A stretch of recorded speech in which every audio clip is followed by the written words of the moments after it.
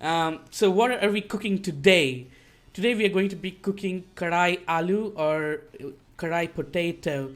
This is a dish that is cooked on high heat um, continuously on a kadai. So kadai, we made one dish before in a kadai, and I explained that kadai is perfect for uh, high heat cooking. It shares a lot of similarity with a lot of the high heat cooking that the Chinese dishes have. Some Chinese dishes. Perfect. You got to sneeze. Wow. But yeah. Okay. Before my sneeze interrupted, I was explaining the kadai. So it's like a deep dish where heat rises from the center and to the sides, and it's perfect for high heat cooking. A lot of Chinese dishes use high heat cooking, and whatever you cook in kadai also ends up being high heat cooking due to the nature of the cookware itself. So let's jump in. This can be served as a starter, as a snack, you know. If you're serving for dinner, it could be like the first thing served to a dish, followed by the actual dinner, or it could also be a part of dinner with things like jeera rice or vegetable pulao or something else by the side. To start off, we will need potatoes. You need to peel them and dice them. This is around 700 grams of potatoes. It's peeled and diced. You don't need to boil them. Then you have onions which are diced. You can see the diced shape. You need three large red onions. You'll need garlic. This is 15 garlic cloves chopped into two pieces roughly. You'll need green chilies. These are six green chilies that have been slit through the center. Some finely chopped coriander,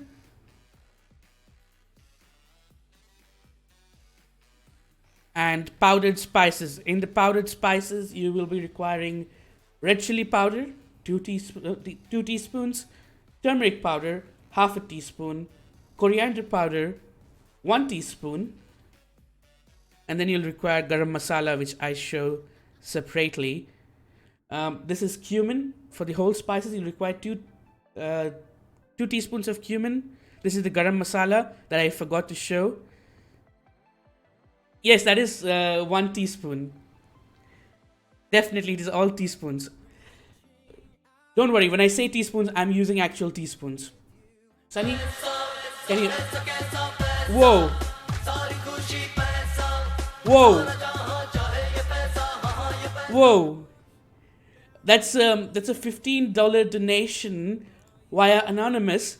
Thank you so much, you generous anonymous, with the message bonnet chance. Is that did I screw up that? It's I think it's pronounced something some other way. But Ananya, I do not know any other Indian channels personally. I haven't really been out looking for other Indian channels. I just watch content creators in my free time that match my free time. But I haven't really found any Indian channels. But thank you so much, generous anonymous donor, with the $15 donation towards the charity. You're doing amazing. You're helping a lot of kids who require help. So feel very good about yourself. And I would like to thank you. I would like to thank you personally, but I respect your decision to be anonymous. Looks like a handful of spice. It means good luck in French. Ah, okay. That's really nice to know. Thank you. Thank you so much. So to cook our to boil our potatoes, we'll have to parboil our potatoes. You don't need to boil the potatoes completely.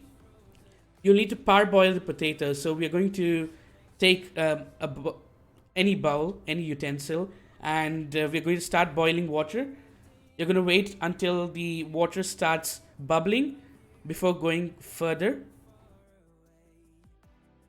Once the water starts bubbling and it's boiling, you put in your potatoes.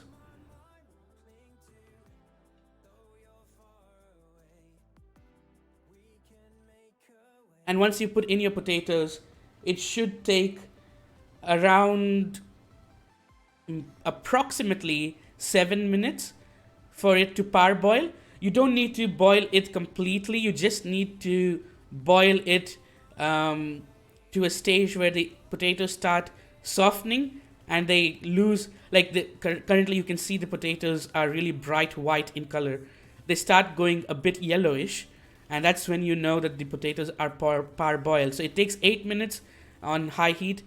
If you want to check if your potatoes are done parboiling, they just need to be pushed to the side of the cookware with your strainer, and if they're soft enough to be pressed, that's already parboiled. You don't need to boil them completely. You need to boil them till they're like 75% done or something. And look at those nice potatoes.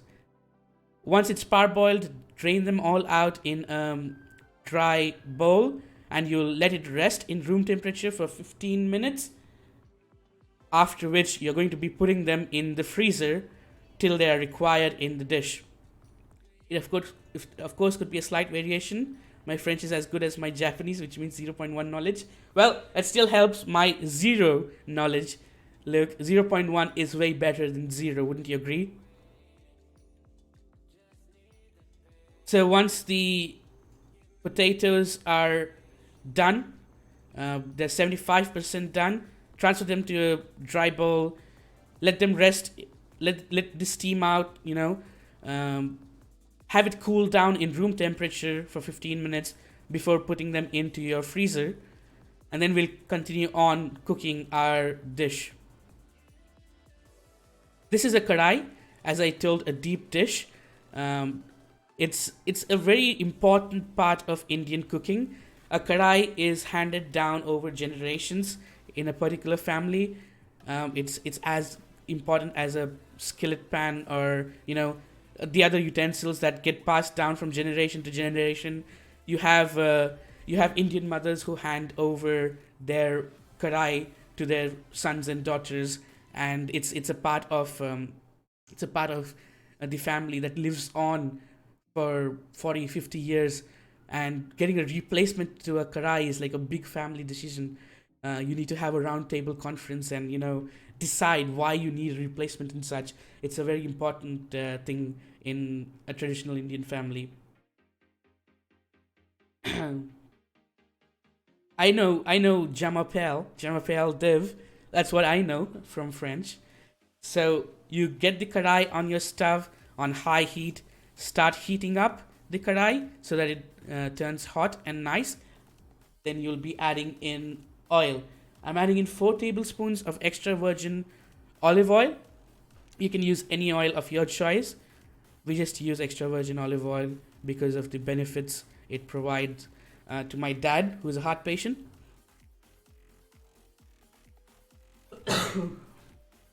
Once you put in your oil and it is warm and hot, in goes the cumin and the garlic. Once the cumin and garlic are in, you're going to start sauteing it. You're going to be smelling the strong fragrance of garlic at this stage, and within a minute and a half, it's going to turn golden brown, and the cumin is going to be cooked as well. And that's when you'll know that your spices are done.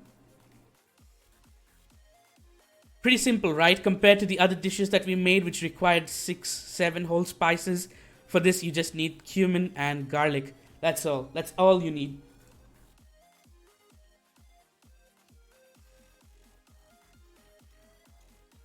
It should take approximately a minute and a half for your garlic and your cumin to be done.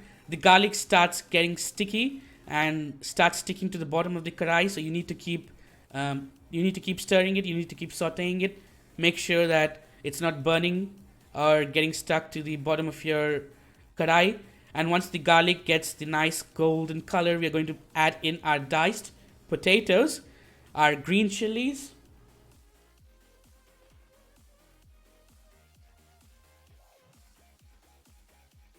and I think I'm just reaching out for my salt box here. You add in salt. Salt helps brown the onions quicker. So since I have the onions in cubes, they don't really need to be separated in my pan. So straight away after I add in my onions, I add in the salt and start browning the onions. And let's listen in on the onions.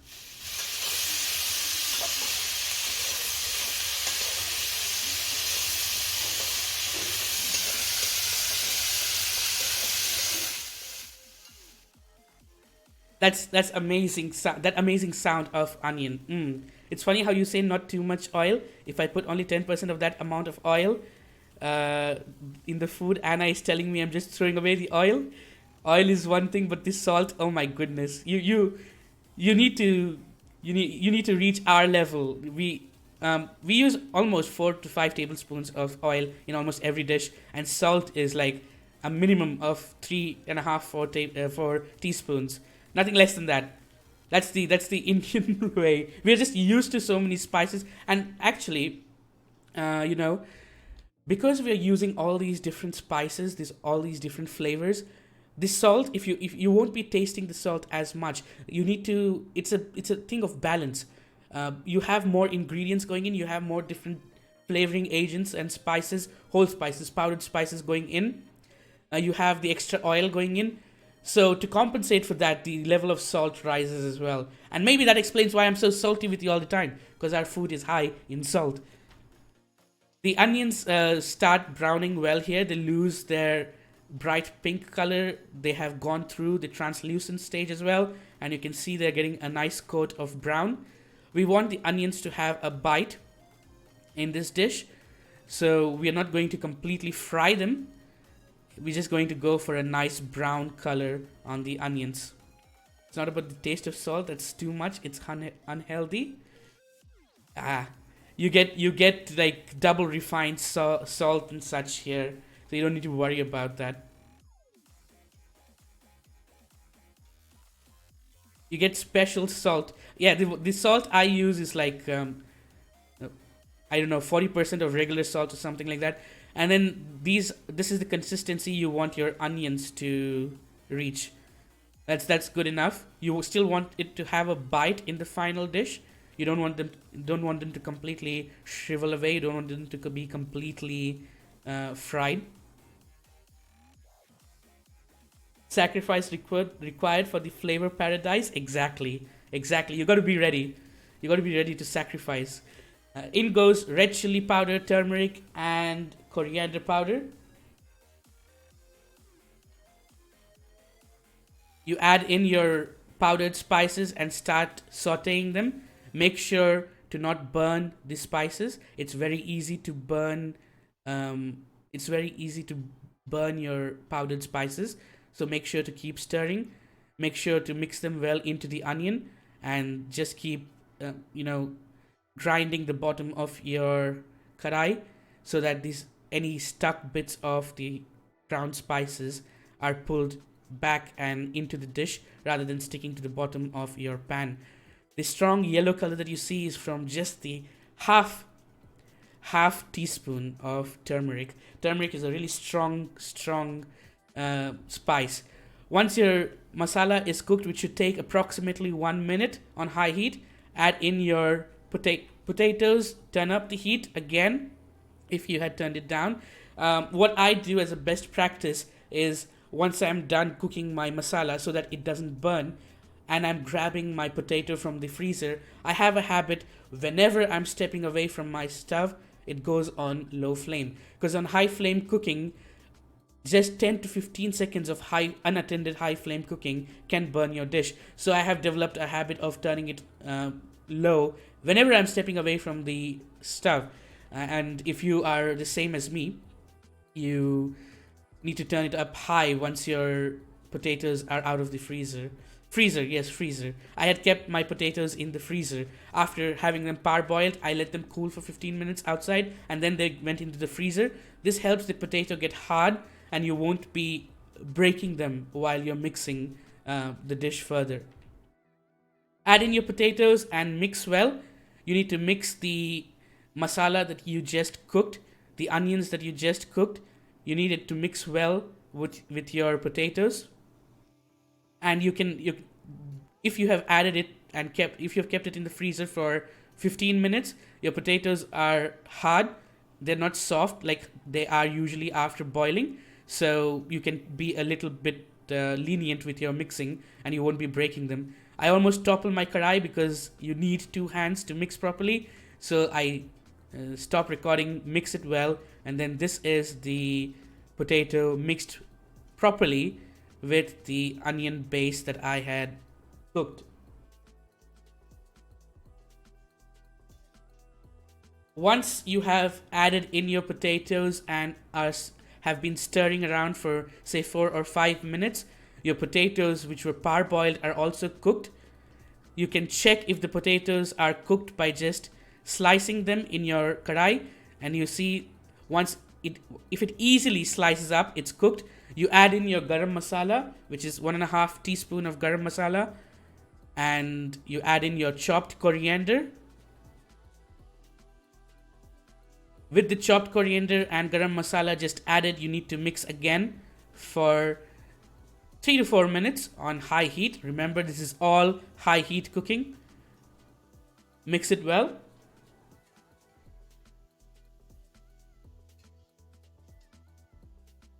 I like onions with potato food a lot. I could recommend mushrooms with it as well, and pork, but you don't have pork. So, yeah, indeed. Well, it's not that we don't have pork, but we don't eat pork. Mushrooms in this dish would go well. Green peas, corn in this dish could also go well. You could add in anything, any other veggies you want to, honestly, and it would go really well. But I'm adding in only potatoes because this is a dish that's cooked with just potato as its star. Once you've stirred it on high heat for 3 to 4 minutes, look at the awesome coating your potatoes have got. All that masala, all that flavor packed into every piece of your potato. You're going to let it rest for a couple of minutes before serving your potato. That's kadai aloo done. This can be eaten as a snack, as a starter, or along with rice, roti, naan, anything actually. But it traditionally is always as a starter or eaten with really thin flat bread. Om nom nom time. Are potatoes considered veggies? Are they? They are considered vegetables, isn't it? It's one of the vegetables grown underground. Potatoes are similar to what else is grown underground? Garlic. Letting it rest. That's what often is stuff I never do. Letting food rest is important. Carbs. Yes, potatoes is carbs too. That's true. What is potato classified? It's a starchy tuberous crop. Oh, it isn't classified as a vegetable, is it? Well, but if you want to this dish, you can add in green peas, you can add in corn, you can add in cauliflower, you can add in carrots, you can add in a lot of other veggies that you want. But then it won't be just karai potato. It would be a mix of other different vegetables, and basically the base that you cooked before adding in your potatoes, you can cook that base and add in any other vegetable of your choice, and just you can just name it like if you can probably even cook. What's your favorite vegetable, Luke? Any green vegetable? Your favorite vegetable? In Dutch kitchen, it's mostly beside food. It's often that you have meat, veggies, and potatoes. This is in many households. Kadai aloo is eaten with yeah, broccoli. You can definitely cook broccoli as well. Kadai aloo is always eaten with roti. So roti is like this really thin, flat bread, which is cooked on a pan, and it's not as thick as a naan. It's really fluffy. It's called pulka, and you eat this with karai potato. That's how we eat it here. Whenever there's karai potato, you need to have roti or chapati with it. And if you take a thick bread like naan, you don't get enough taste of the potato, because with naan you usually want something gravy, you want some curry, you want some sauce. But with a thin flat bread, the potato goes perfectly well, and you can have a side of onion salad.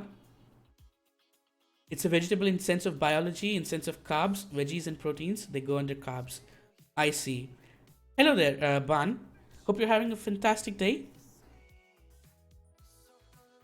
Broccoli goes with a lot. Seems healthy. Broccoli goes with anything. I know roti div. Even I know roti. It's also eaten in Suriname.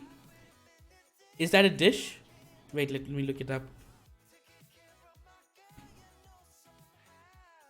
Oh, it's a place. Okay. I hadn't heard of that before, so well. But you know roti. How do you know roti? I thought you knew only naan. Yes, my day is nice. I hope yours is fine as well. Mine is going perfectly fine, Ban. I have my puppo sleeping right beside me, behind me, and he's completely out of it. He's gonna be sleeping there for close to 4.5 hours. Roti is way more known here than naan. That's surprising, because a lot of people that I asked if they know what is roti, they're like, "Is that naan?" So more people know naan than roti, but it's surprising that you know roti as well.